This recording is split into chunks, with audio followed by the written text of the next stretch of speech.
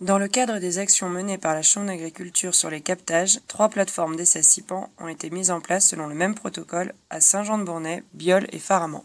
6 mélanges de couverts et 2 mélanges de dérobés y sont testés, selon différentes modalités de semis. L'objectif de ces essais est d'étudier le développement de mélanges disponibles sur le territoire et accessibles économiquement pour les agriculteurs, mais aussi de tester des méthodes d'implantation adaptées au matériel présent sur l'exploitation.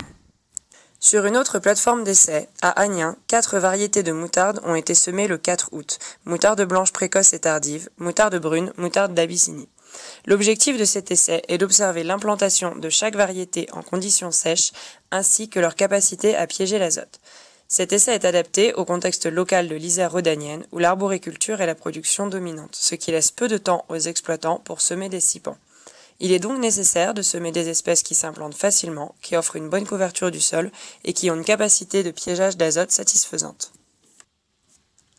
Enfin, 3 agriculteurs du groupe Isère Sol Vivant ont testé différentes stratégies d'implantation et de conduite de couverts en non-labour pour maximiser les chances de les réussir, homogénéité comme biomasse produite. 3 plateformes ont été mises en place à Chélieu, Saint-Sorlin-de-Vienne et Saint-Bonnet de Chavagne. Selon les sites, 1 ou 2 couverts ont été testés, avec 1 ou 2 dates de semis et différents modes d'implantation, par exemple avec ou sans déchômage, en semi-direct sur sol travaillé, en semis à la volée ou encore avec et sans roulage. Les performances techniques et économiques des différentes modalités testées seront chiffrées. 2 journées Innovation seront organisées les 8 et 10 novembre pour visiter ces plateformes.